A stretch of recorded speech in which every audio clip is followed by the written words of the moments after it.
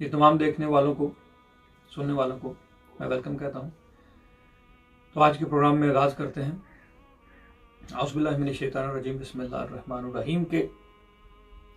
अब हमारा सफ़र common mistakes के हवाले से उस मुकाम पर है कि जिस मुकाम पे कुछ चलने वाले कुछ चल जाते हैं, कुछ आगे बढ़ जाते हैं, और फिर क्या खराबी होती है कि उनके साथ इस कदर कश्मकश मुब्तला हो जाती है, प्रॉब्लम क्रिएट हो जाती है कि वो अच्छे भले चल रहे गिर जाते हैं। तो उनमें पहले गलती आपके सामने एक मैंने अर्ज की, जो कि इम्तिहान ज़्यादा और गलती कम है, लेकिन अब उस गलती का जिक्र आपके सामने करने जा रहा हूँ जो ज़्यादातर लोग करते हैं, और ये हमारी नेचुरल प्रोसीजर का हिस्सा होता है, हमारी फितरती अमल के साथ जुड़ा होता है, जिसकी वजह से हम लाज़िम व मलज़ूम करते हैं। ये हो नहीं सकता कि कोई इस गलती से ना गुजरे। बाकी भी तमाम गलतियों से अक्सर लोग गुजरते हैं, लेकिन इस गलती से लाजमी। पहले भी मैं इस चीज़ का थोड़ा सा जिक्र शायद किया हो, लेकिन इसमें थोड़ा सा ज़्यादा जिक्र करूंगा ताकि आपको एक्सप्लेन कर सकूं। होता यह है कि आप एक इसम, आप एक हुरूफ, आप एक आयत, आप एक सूरा, ज़्यादातर सूरा या आयतों में ये मिस्टेक कम होती है, ज़्यादातर इसम पढ़ने वालों के साथ ये चीज़ होती है, यानी एक हुरूफ पढ़ने वालों के साथ ये चीज़ ज़्यादा होती है। क्योंकि इंसानी फितरत का ये अमल है कि इंसान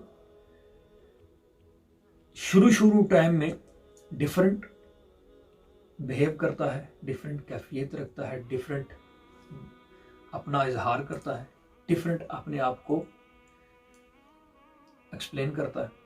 ठीक उसी तरह उसी सिचुएशन में या उसी मामले में या उसी तनाजुर में कुछ अरसा अगर गुजर जाए तो उसका बिहेव, उसकी कैफियत, उसकी फीलिंग डिफरेंट होगी। जिसको एक्सप्लेन करने के लिए मैं ये आपके सामने अर्ज कर दूं कि आपका अगर कोई दोस्त है, आपका जानने वाला है, आपको 10 साल बाद मिला है, बचपन आपका उसके साथ गुजरा है, बहुत सारी ज़िंदगी का हिस्सा आपके साथ उसने गुजारा है, और आप बेतकल्लफ से दोस्त थे, बेतकल्लफ से साथी थे, तो देखते ही अजीब सी कैफियत बरपा होगी, अजीब बातें होंगी, अजीब चीज़ होगी।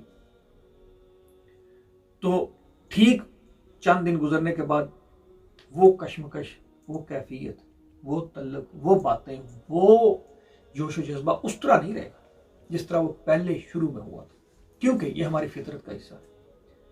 ठीक एक महफिल में आप जाते हो, मेरा अपना आइडिया, महफिल में बैठने में अच्छी महफिल हो, अगर आपके पसंद ना हो तो फिर तो सवाल ही नहीं पैदा होता, 2-3 मिनट आपको बोर कर देगी। लेकिन आपकी पसंदीदा अगर महफिल भी हो तो 3 घंटे बाद इफेक्ट होता है। ठीक जैसे सफ़र में 3 घंटे से ऊपर जब सफ़र होगा तो मसला क्रिएट होना शुरू हो जाएगा। तो इसी तरह हर चीज़ का एक टाइम है, हमारी बोरियत का हिस्सा उसके साथ जुड़ा होता है, हमारी कैफियत उसके साथ जुड़ी होती है। तो लिहाजा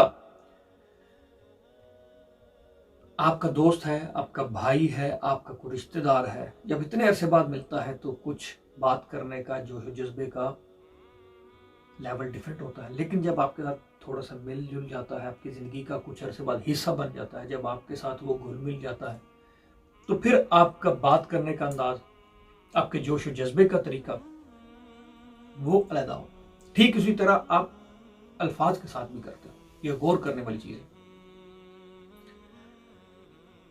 आप अल्फाज पढ़ते हो, इसम की रियाजत करते हो।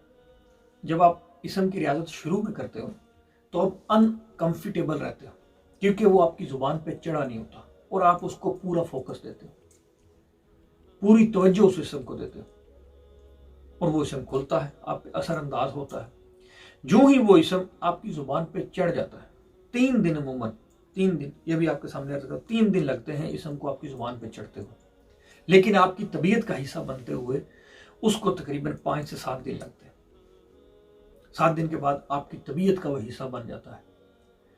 फिर आपकी कैफियत के लिहाज से जो अफेक्ट उसने करना होता है वो करता है, उसका हिस्सा भी 7 दिन 11 दिन पे मुहित, या 11 से ज़्यादा, एक लिमिट है, वो करता है। तो वो इसम जो है वो जब आपकी जुबान का हिस्सा, आपकी तबीयत का हिस्सा, आपकी कैफियत का हिस्सा पूरे तरीके से हो जाता है, फिर आपकी सोच भटकना शुरू कर देती है उसी पढ़ने के दौरान। जब अनकंफर्टेबल आप रहते हो और एक मज़ा और सुरूर आता रहता है, फिर तबीयत आपकी नहीं भटकती। ये गौर कीजिएगा इस बात पे। पढ़ते दौरान कीजिएगा। लेकिन जब वो इसम काफ़ी दिनों पे मोहित हो जाता है, यानी काफ़ी दिन आप पढ़ लेते हो, उसकी रियाजत काफ़ी हद तक कर लेते हो, तो वो इसम आपकी ज़ुबान पे चढ़ चढ़ के आपका इस कदर हिस्सा हो जाता है कि फिर आपको उसको पढ़ने की ज़रूरत नहीं पड़ती। फिर आप पढ़ते हो, पढ़ रहे होते, चल रहा होता है, लेकिन आपकी सोच उसके साथ फिर उसके साथ नहीं जुड़ती, उसकी वो तल्लकदारी उस तरह नहीं रहती जैसे शुरू में थी। तो ये होता है कि एक वजह ये बनती है कि आपकी सोच मेंटली तौर पर आप वजीफे के बीच में, क्योंकि पढ़ाई इबादत कोई भी हो, इसमें सोच भटकती बनती है, बड़ी सख्त बनती है। कोई भी दुनिया के काम हो, कैसे भी हो, उस टाइम जरूर आएंगे जहन, उसके अलावा आए या ना। जो बंदा डेली 70 दफा भूलने वाला हो, उसको इबादत के दौरान या पढ़ाई के दौरान वो भूलने वाली चीज भी हमेशा याद रहेगी। तो ये एक चीज होती है आपकी इबादत में, आपकी रियाजत में, कि आप जब वो पढ़ाई अपने ऊपर जम सही तरीके से कर लेते हो, हर चीज आप जुबान पे जारी कर लेते हो ठीक तरह से, तो आपकी सोच उसमें भटकना शुरू कर देती है, आगे पीछे आगे पीछे। तो वो एक वजह बन जाती है जिसकी वजह से आपकी पढ़ाई का असर कम हो जाता है। आप उस पढ़ाई को अपने ऊपर उस तरह महसूस नहीं करते फिर जिस तरह वो असर कर देती है। तो कुछ देर असर करने के बाद एक टाइम आता है जब वो पढ़ाई असर कम कर देती है, आपका लुत्फ और सरूर कम हो जाता है। आपका लुत्फ और सरूर कम होता है तो आपको दिखने वाले नज़ारे में कमी आ जाती है। जब दिखने वाले नज़ारे में कमी आ जाती है तो वो मज़ा नहीं रहता। तो जब मज़ा नहीं रहता तो फिर ये गलती आपको इस कदर मजबूर भी कर देती है कि आपकी सोच इस तरफ आ जाए कि पढ़ाई में बात नहीं रही। दरअसल आप जिन चीज़ों का इस्तेमाल इसमें कर सकते हो, ये एक तफसील से प्रोग्राम करूंगा, किन किन चीज़ों का इस्तेमाल आप पढ़ाई में कर सकते हो, कैसे कैसे कर सकते हो, ताकि इस पढ़ाई को बरकरार रखने के लिए। लेकिन एक मैं चीज़ बता दूं आपको इसके हल के लिहाज से, कि जब ऐसी सूरत हाल आपके साथ आए, एक तो आप अपनी सोच को रोको, अपनी सोच को इधर वापस लाओ एक शक्ल में कि कान से सुनो। ये एक मैं नुक्ता दे रहा हूं आपको, इसमें बहुत सारे और भी नुक्ते हैं।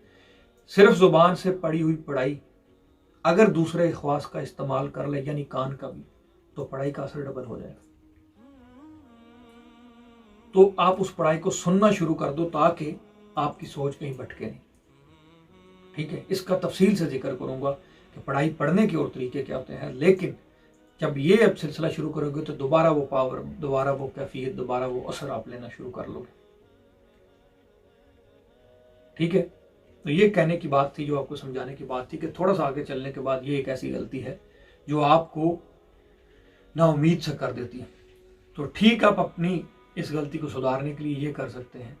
और इस गलती से, क्योंकि ये बारीकी की चीज़ें हैं, ये बताता कोई नहीं, समझाता कोई नहीं, और आज तक इस तरह की बात कोई नहीं बताएगा, ना किसी ने बताई है। अगर किसी ने बताई है तो वो जानने वाला है, इसमें कोई शक नहीं, लेकिन बताई मैंने नहीं आज तक किसी को सुनी। और ये दावा दुआ नहीं कर रहा, ये मैं एक जनरल बात कर रहा हूँ कि ये बारीकी कुछ सोचना, इस पर मेहनत करना और इस पर कुछ आता ही नहीं है। सिंपल ये है कि पढ़ ले, और गलती अगर हो रही है, पढ़ाई नहीं असर कर रही, तो भूल जाओ। हालक ने हमारे अंदर हर चीज़ का रखा है, बशर्ते हम उसका इस्तेमाल कर लें। जो भी इस्तेमाल इसका करवाना या करना जानता है वो इन मसलों से दो चार नहीं होता। तो लिहाजा एक चीज़ को आपने मद्देनजर रखना है कि जब भी आपकी तबीयत का हिस्सा पढ़ाई बन जाए और आपकी सोच भटकना शुरू कर दे, उसको कानों के जरिए सुने। जब आप सुनना शुरू करेंगे तो फिर आप उसके लिहाज से दोबारा उस कैफियत में आना शुरू हो जाएंगे, क्योंकि आप साउंड का इस्तेमाल आप जुबान और कान के जरिए कर रहे हो। एक अलहदा प्रोग्राम में करूँगा जिसमें इसकी तफसील बयान करूँगा कि एक टाइम आप क्या क्या कर सकते हो पढ़ाई के साथ कि उसको वापस उस हालत में लाने के लिए जिस हालत से वो निकल जाती है। तो लिहाजा थैंक यू वेरी मच। आज के इस प्रोग्राम से खुदा हाफिज़ कहूँगा। इंशाल्लाह नेक्स्ट प्रोग्राम में दोबारा आपके सामने आऊँगा, लेकिन आने की एक ही शर्त है कि इस प्रोग्राम से जाना पड़ेगा। Thank you very much. खुदा हाफिज़।